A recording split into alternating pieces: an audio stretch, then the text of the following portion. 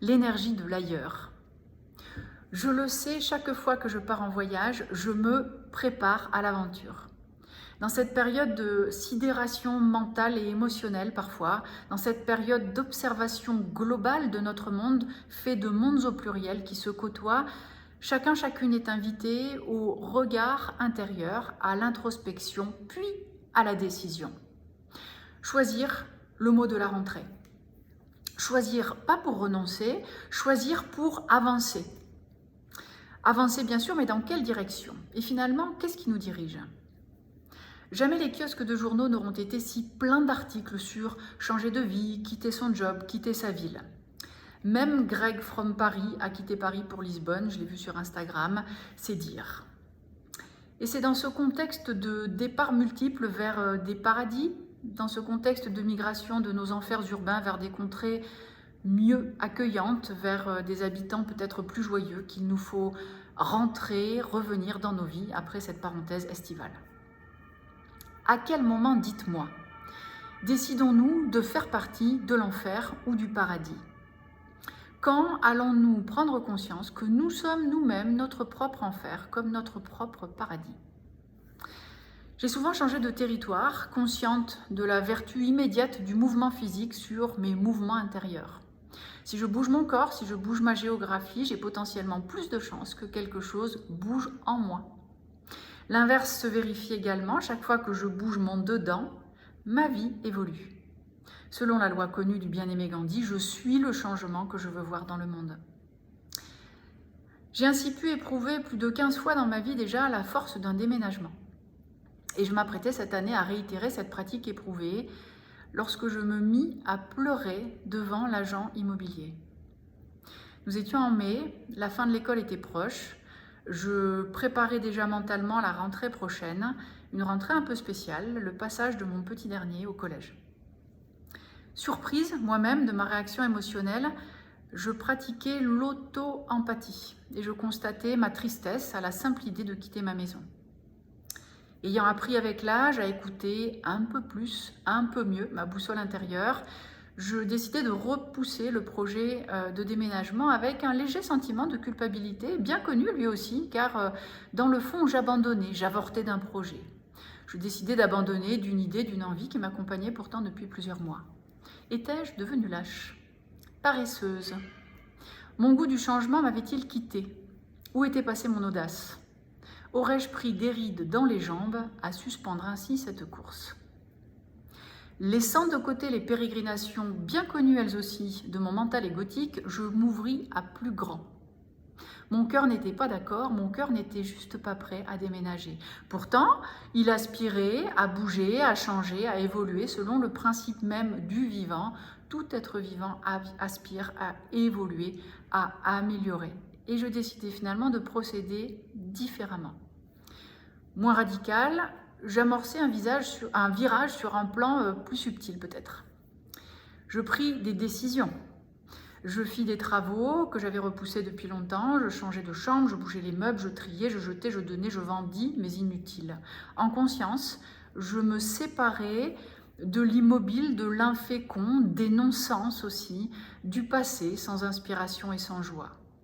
Je m'inscrivis à une nouvelle activité pour enseigner à mon corps de nouvelles sensations et lui permettre d'apprendre encore. Et je voyageais toujours à la rencontre de nouveaux auteurs, de nouvelles personnes. Mon cerveau, depuis l'enfance, éprouvant, gourmand, la faim permanente de découvrir, de se laisser surprendre, de s'émerveiller, d'apprendre, de comprendre. Il restait à refaire partir à l'aventure mon cœur, ce précieux, ce caché, émergé après 40 ans d'un brumeux sommeil, d'une douloureuse somnolence, il restait à retomber amoureuse, amoureuse de la vie, amoureuse de ma vie. J'ai envie de cette invitation pour vous, comment faire pour que nous retombions amoureux de nos vies singulières et collectives. Prenons peut-être conscience que les vacances ont toujours semé chez les êtres un questionnement plus profond. Et c'est bien naturel, parce que je pars en vacances, je crée un espace de réception. Je suis vacant, vacancier. Je me prépare donc à accueillir, curieux, curieuse, le nouveau, l'impromptu, l'inconnu. Cet inconnu qui vient me cueillir soudainement au tréfonds de mon être, qui fait branler mes structures comme un mini-séisme jusque dans mes fondations parfois. Mes fondations, ces caves souterraines où se terrent mes secrets, mes enfouis, ces peurs profondes qui prennent l'escalier sous forme de croyances, de résistances, de compulsions ou d'addictions diverses et variées, qui m'empêchent d'avancer. Planquées dans mes tréfonds et gouvernails fantômes de mon être, ces angoisses existentielles provenant de l'enfance ou d'une autre vie antérieure, postérieure ou parallèle pilotent malgré moi une vie réglée sur le mode peur. Comment passer en mode aventure, individuellement et collectivement? Comment créer collectivement un nouveau récit qui nous donne envie de nous engager, de nous projeter, de nous élancer? Car il ne s'agit pas de se contenter, de se résigner ou de se préparer au pire. Bien au contraire, il s'agit de se mouvoir, de s'émouvoir depuis nos cœurs jusqu'au subtil espace de l'esprit dans son universalité. Il ne s'agit plus de faire contre mauvaise fortune bon cœur, bien au contraire, de bien partir du cœur vers une meilleure fortune, vers un destin orienté non pas par nos multiples peurs, mais par des décisions en provenance de nos cœurs, de nos âmes et déclinées dans nos actions. Dois-je à ce moment précis rappeler la confusion fréquente que nous faisons entre nos émotions et le cœur? L'être humain est universellement équipé d'un système GPS ultra performant, un système d'information embarqué, une IHH, une interface humain-humain.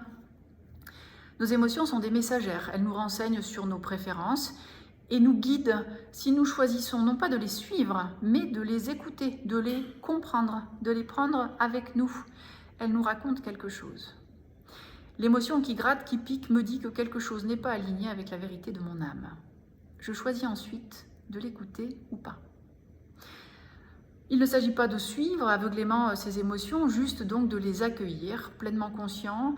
Nos émotions ne nous disent donc pas quoi faire ni comment nous comporter, mais elles vont nous indiquer la justesse ou l'injustesse de ce que nous ressentons face à cette relation, à cette situation, face à cet événement.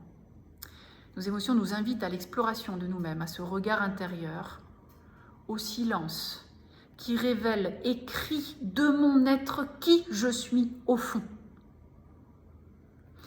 Et quand mon être s'extirpe et s'exprime en pleine lumière, alors je vis, je vais et je deviens lumière moi-même. Alors je peux rayonner et servir mon prochain, ce frère, mon voisin, ce cousin, ma terre, cette mère. Observez vos émotions, écoutez la voix de votre cœur, il vous dira où aller et comment faire. Et mettons-nous à l'ouvrage, il y a du travail. Les cœurs à l'œuvre, là est le déménagement authentique, là se trouvent les clés pour changer nos vies singulières et communes, là où se trouvent nos courages rassemblés. Très belle rentrée à tous.